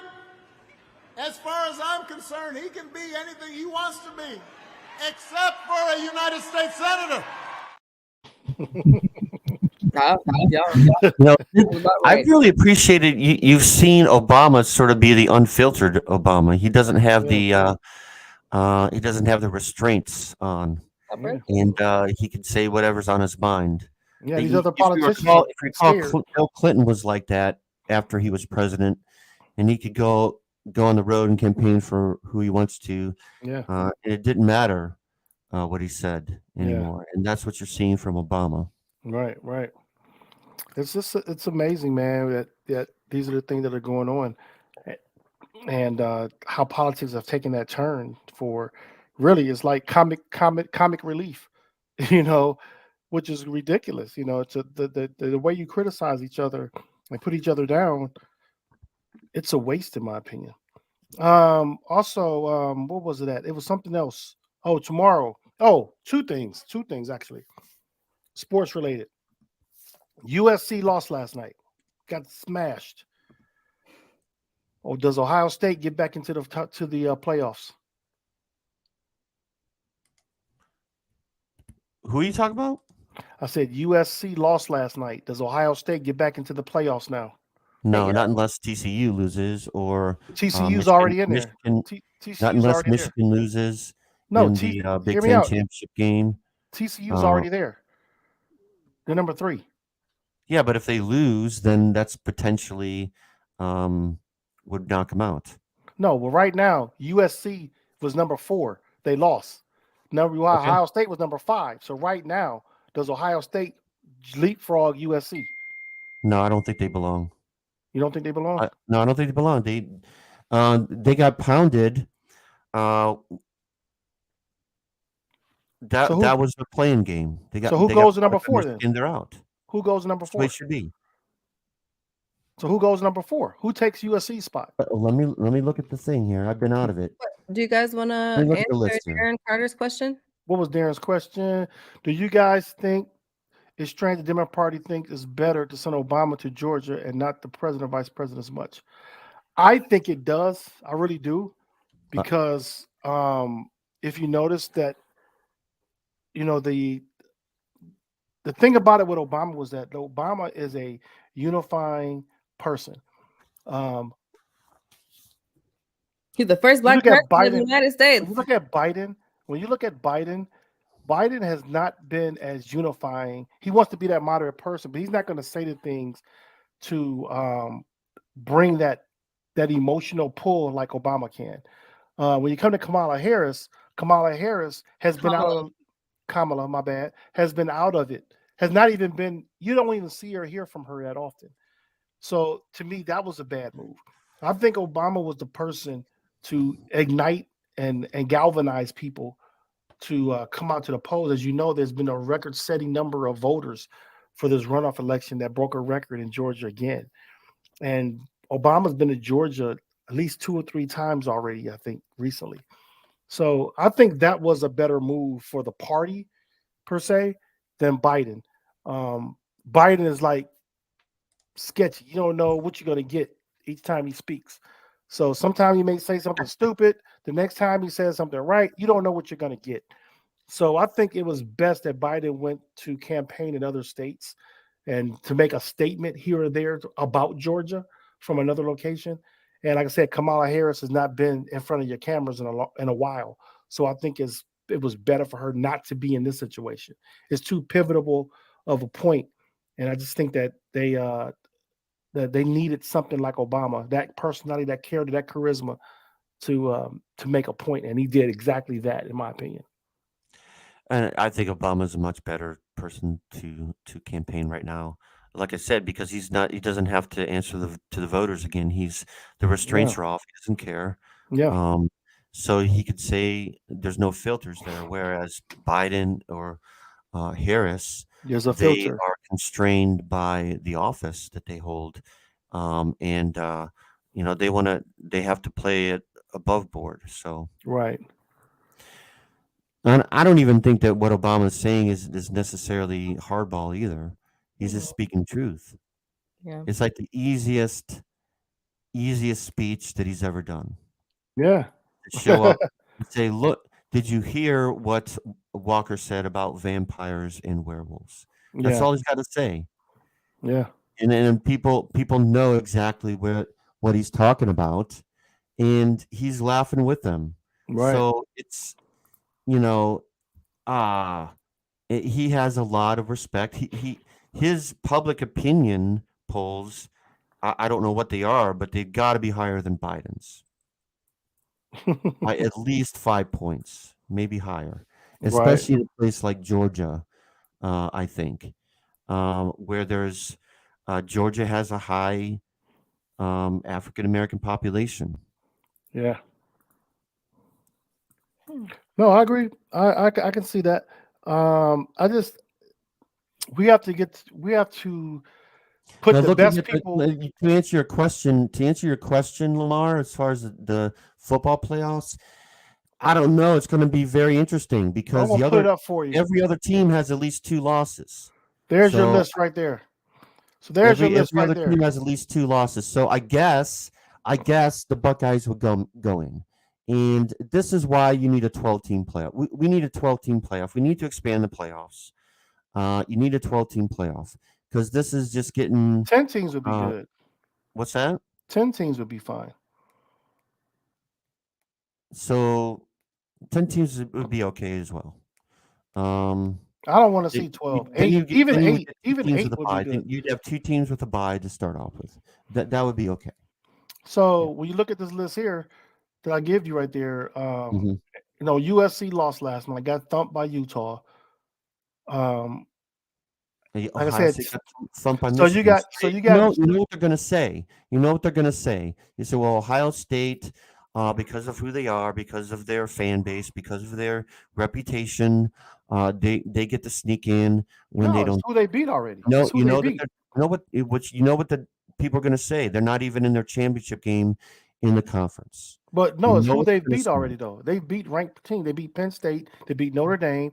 They beat ranked teams already. So that's Yeah, why but you're also going to have Alabama or Tennessee that's going to play for the SEC championship game. yeah. So you're going to, and if they win, despite their 2 losses, people are going to be pointed at them and saying these teams deserve it. That's possible. That's very possible. I don't know who's in line to play from the West, the SEC West. Is it Tennessee or Uh, Alabama? Who's in line to play? Who's in line well, to play Georgia? I'm not sure, but Who's playing Tennessee beat Georgia? Alabama. Let me look and see.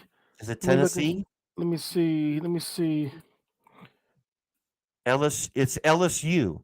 LSU is set to play in the championship game. So it's a mess Yeah. because you don't even have Tennessee or Alabama playing. So they're not even they're not going to be in that championship game. Right. So if they come in and are that number 4 seed, people are going to say the same thing. Well, they don't belong there. And it presumably if Georgia beats LSU, which they probably will today at 4:00, Yeah. you know, you're going to have 3 teams that definitely deserve to be there. That 4th team, everyone's going to scratch their heads and said, this is a waste of time. Well, I look at it this way. You look at what you have there, and you can and still you got to look at Michigan's championship game, and you got to look at TCU's championship game. Or do TCU have a championship game? Do they have a championship game? Who? TCU. Do they have a championship game to play?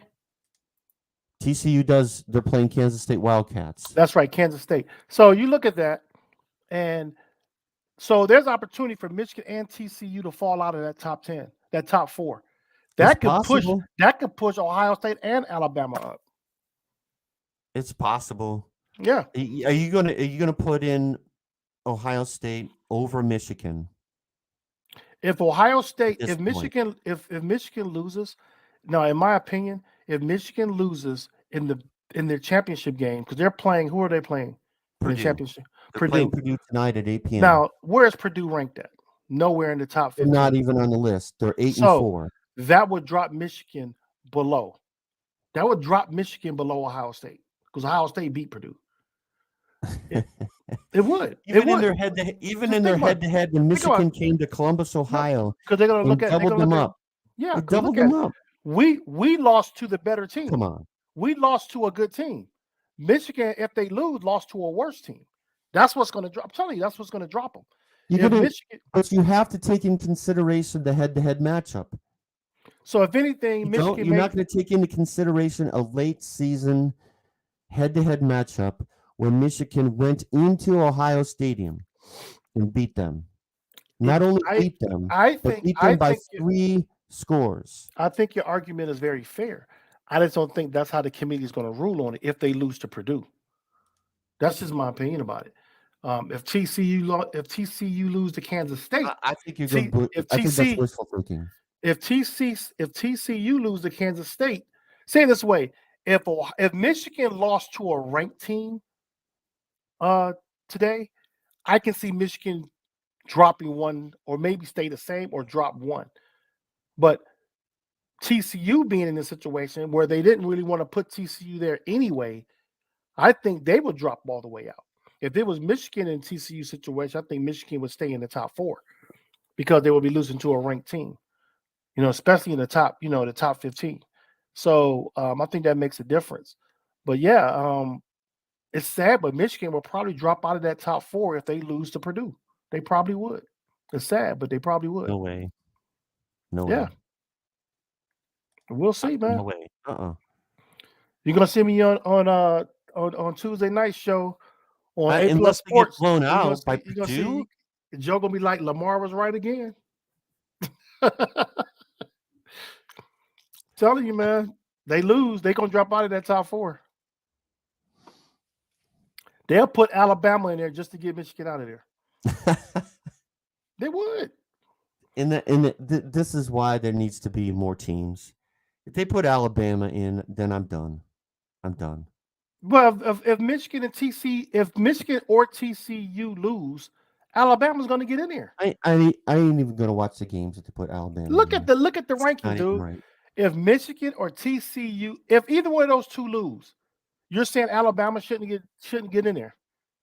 What if TCU lose? You saying they should stay or they should lose? They should come out.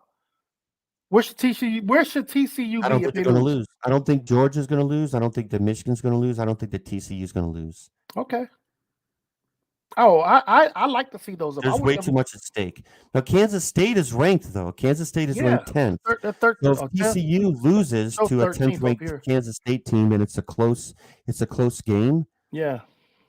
I don't care if they're not considered a top program. Yeah. I think that TCU should be in there. Okay. I like TCU. It's just because this year you have a bunch of 2-loss teams that are not playing in any championship game. Okay, Ohio State is not playing in any championship game. They're number 5. Alabama's number 6. They're not playing in any championship game. They have 2 losses. Tennessee is number 7. They have 2 losses. They're not playing in any championship game. Penn State is 8. They're not playing in any championship game. Clemson is 9. Is Clemson 9 or 10? I don't know. Does it matter? Yeah.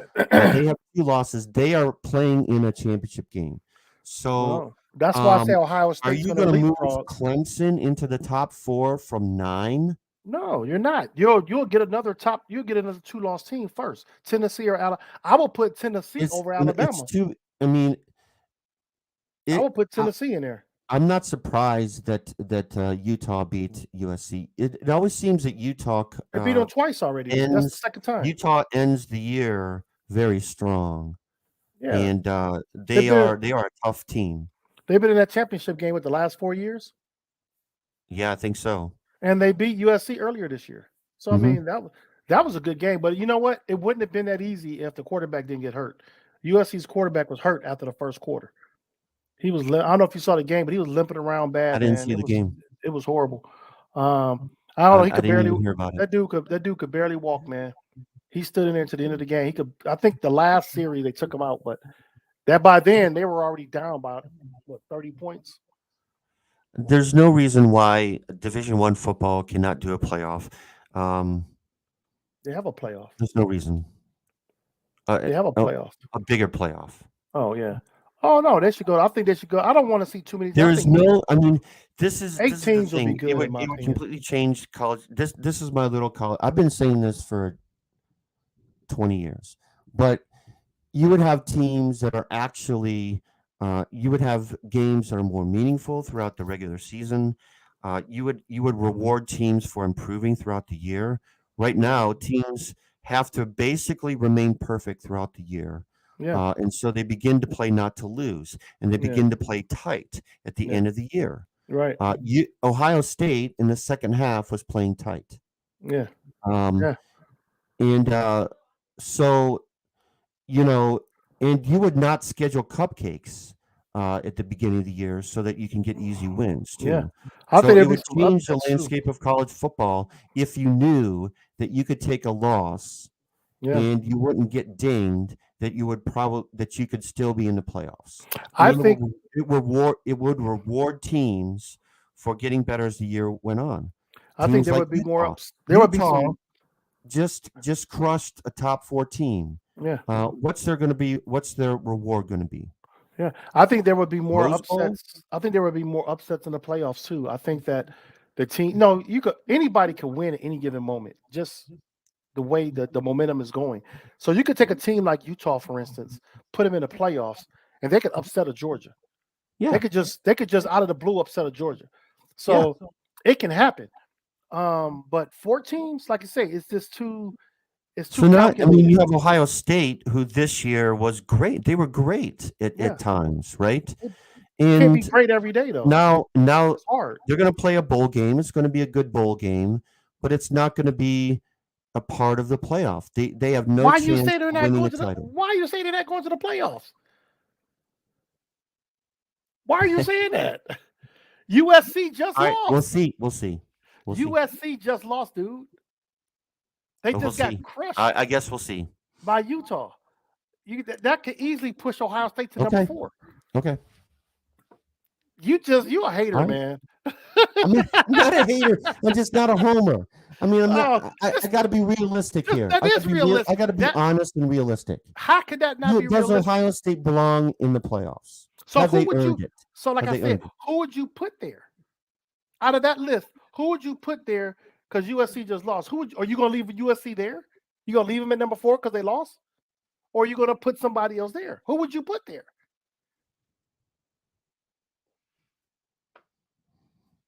I don't know. You just don't want to say Ohio State. I don't get it. I'm mad. I'm mad at Ohio State. Okay. That's mad. one thing. I'm mad they lost to I'm the Michigan. disappointed. I'm I'm mad. disappointed, but I'm looking at what's there now. This is how they won that championship with Urban This is Meyer. what I think. This is what I think. Ohio State will be put in number 4, and they'll lose badly against Georgia, and then everyone will say, "What the hell were they doing there?" And that will be more disappointing to me Who than would you if they were put there just then? left off the list. Who would you put there? Anybody. I don't care. Oh gosh, anybody? This is what'll happen. Okay, Lamar. at this list. This Look is at this what'll list. happen. Do you think there. that Ohio State can beat Georgia? Yes, I do. Oh, I think they could beat anybody in the top. I think they Really? could beat anybody. I think they could beat anybody in that top 4. Ohio State is not a bad team. They got crushed by Michigan, but that doesn't mean they can't beat Michigan. But you look below Ohio State. Who do you think below Ohio State will beat them? Alabama's not better than Ohio State. Tennessee's not better than Ohio State. We already beat Penn State. Washington's not better. Clemson's not better. LSU's not better. Utah is not better, definitely. They just got a lot of heart energy at the number 1 defense. Kansas State is not better. Who's better than Ohio State going Joyce below? says that Ohio needs to be there for fun. If Ohio State's there, it's going to put everybody on their toes because they got to play a game. I just don't want to hear. I just don't want to hear again. Oh, you all in your feelings, man. That Ohio State didn't deserve it. I don't want to hear it. I just don't want to hear the narrative. I don't want to hear the narrative that Ohio State doesn't deserve it. I think they do. But in that there shouldn't be 2 Big Ten teams in there. I don't want to hear that argument. I want to hear the argument that they weren't in their championship game. I don't want to hear it. There's nobody else to put there. That if they lose against Georgia, that they didn't belong in there. I don't want to hear it.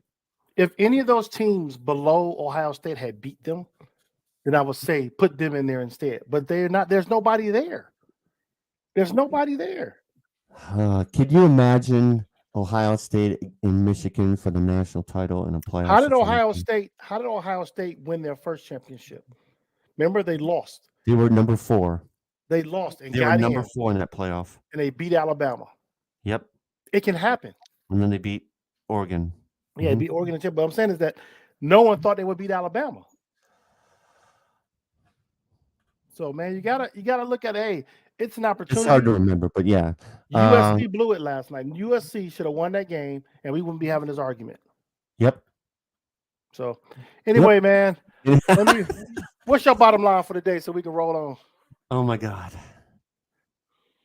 Well, I'm going to go back to our guest about talking about love. He kind of really energized me, gave me inspiration, and gave me some hope. Yeah. And gave me some hope for the church. Gave me some hope for if we can infuse our lives with sharing love, that's the answer to 95% of things out there. Yeah. It really is. Agree. It sounds cliche. It sounds like some sort of utopian fantasy, but it's true. It really is. If we really believe in that, then we wouldn't have the problems that we do. But people don't. People put a border around their love. People put a fence around it. People limit their love. They say, "Yeah, but," and then they qualify their love, and that causes problems. And then it causes an insider attitudes, and then it causes you to see the world differently. If you don't see the world where there is dividing lines, that makes a big difference. But we put dividing lines between people of all shapes and sizes and nationalities and languages and colors of our skin, whoever, however we label ourselves politically, or if we took away those barriers, the world looks different. And then we can begin to try and heal and love. Agree. Totally agree with you. I think that with the love portion, I'll stay on that same vein with love. Is that in order to be able to share love like that, we have to learn how to not be as selfish. When we're not as selfish, we can put more love. What's so funny, man? Why you laughing at me? I'm sorry. I'm going back to Ohio State. I'm sorry. You caught me off guard with like putting me on the spot, like who should be in the playoff. I was not prepared for that. But yeah, No, but you got me admitting that I'm mad at Ohio State. Here we are, we're talking about love. I need to love. I need to forgive them, right? I need to forgive them for losing like that to Michigan. I need to yeah, forgive them. I need to forgive let them, that. man. They got a second opportunity, They're, man. they're just kids. They're just 20-year-olds out there doing their Yeah, stuff, they got a trying their sec. best. It's a I blessing. forgive them. I love them. It's a blessing to have a second opportunity, isn't it? It is. Isn't it? To redeem yourself. Sorry, go ahead. So no, but like I said, it's selfishness, man. When we can reduce selfishness in ourselves, man, it allow us the capability and the mindset to love better, to love more, to love harder, to love stronger, and have it make it unconditional because we don't have any expectations and it's not about us anymore. And I think that's one of the main things I think that is lacking, not only in our country but in the world. And it's something that has always ruined civilization. Is that selfishness has always been the ruin, all the way back to biblical times. It was selfishness Mm, from King David to hmm Solomon, all the way through the lines of people that were leaders in the Bible. Selfishness stepped in the way, and God always put in the forefront of your selfishness. And that's something that we still can go by as lessons today. Is don't be so selfish. Take you out of the picture and think about others more than yourself. Let somebody else think about you. Let somebody else take care of you while you take care of others. That's my cool. bottom line, man. And with that, man, Thanks for being here this morning. Thank deuces. you, everyone out there. Thank you for the support of the show, and thank you for participating. Thank you to our guest and this morning, and we will see you next time here on the Bottom Line. Next weekend is the 10th, and we'll be back here again. Make sure you make plans to be here with us. Yep.